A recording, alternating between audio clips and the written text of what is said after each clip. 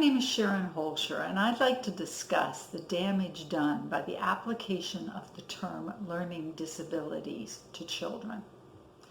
I'd like to clarify that I am not against the assessment of abilities, merely the use of the term learning disabilities.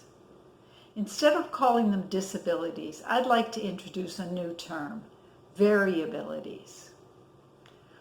Google Dictionary defines variability as a lack of consistency or fixed plan, subject to change and vary. I think that's a perfect description of a group of children. They always lack consistency, and they change just when we think we've got them nailed. I'm sure everybody is familiar with a standard growth chart that you see at any pediatrician's office. It's a developmental chart to show the growth and development of an infant. It's to be used as a reference. I have yet to find a child who starts on the graph and stays on the graph consistently. Some of my children were above it, another below, and some changed from visit to visit. Humans are complex creatures. There's no surprise that our development is not linear or easily graphed. Children walk at different ages. They talk at different times, and this is okay until we get to school.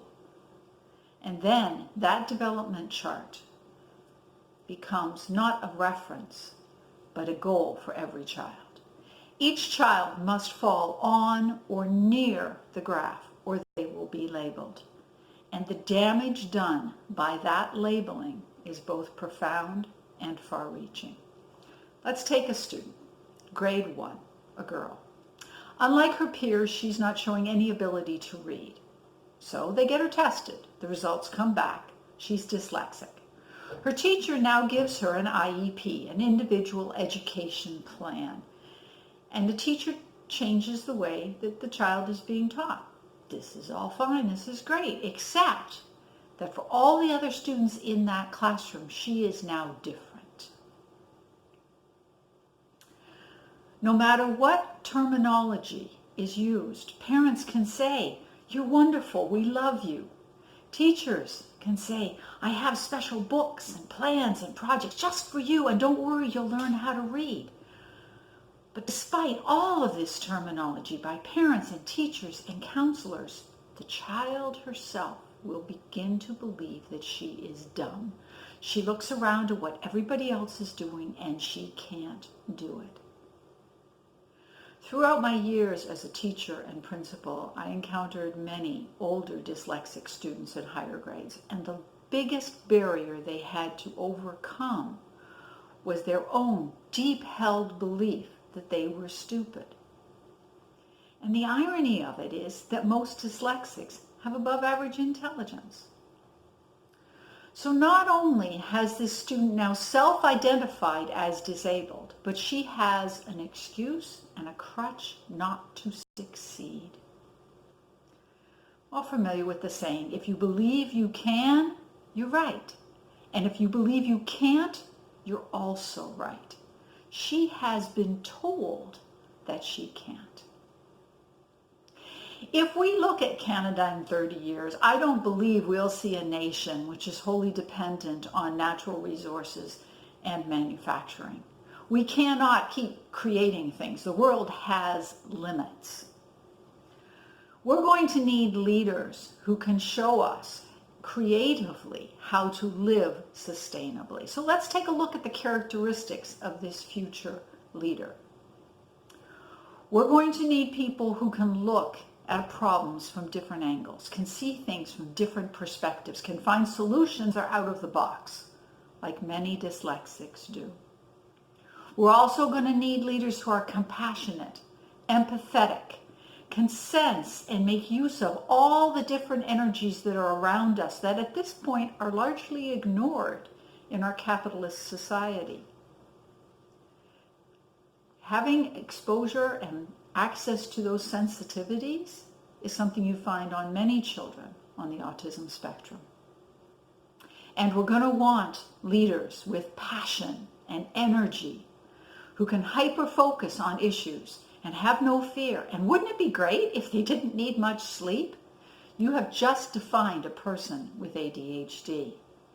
And whereas in school a dyslexic is dumb, an autistic child is strange, and a child with ADHD is bad. Each one of them has been separated, alienated, and defined. In school, children are often told they can do whatever they want to do. They can be whoever they want to be. Good teachers will tell them they have to work hard and make sacrifices. Great teachers will teach them the value of failure. But underneath it all, a child has to have a very strongly held belief that he can do anything. That belief is largely destroyed for children who are labeled disabled. Just listen to the word disabled, not able. 3.5% of the entire student population in Ontario in 2015 and 2016 was labeled under the Learning Disabilities program. 3.5% of 1.4 million students is 49,000 children. 49,000 children. Another 5.3%, or 74,000, were considered learning disabled, but had yet to receive any services. That's an awful lot of children that society says need help. That's an awful lot of children who don't even dream of what they could do. Let's bring hope back to our children's future, to Canada's future. Instead of talking about abilities and disabilities, let's talk about variabilities, a wide range of abilities that develop over time, something that we all have. I personally am directionally challenged. I can get lost in a shopping mall so quickly. But since this isn't an ability that falls within the narrow scope of education, I was never told that I had a disability. So I learned to cope. I figured it out, and I don't lose the car all the time. Children, if we understand that children develop differently and at different rates, and if we have a school system which not only accepts this, but promotes it, imagine the world we could have. Instead of 124,000 children with amazing abilities that our society has deemed to be a burden, we would have possibly some of them as our leaders. The Learning Disabilities Association of Ontario defines the term in the following way. We acknowledge that the term learning disabilities is not perfect. Some say disability is not an accurate label, since people with LDs are not unable to learn. They learn just fine when they're taught appropriately. We use it as an organization because using one label makes it easier to communicate with other people when we are talking about LDs, and because the term is recognized in the Canadian Human Rights Act. However you choose to label your LDs, we suggest you get at least a little comfort. To which I say no. I am not going to become even a little comfortable with the term.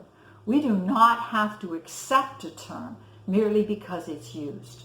We need to understand the power of that term, and we need to change the term and the concept. There are no learning disabilities.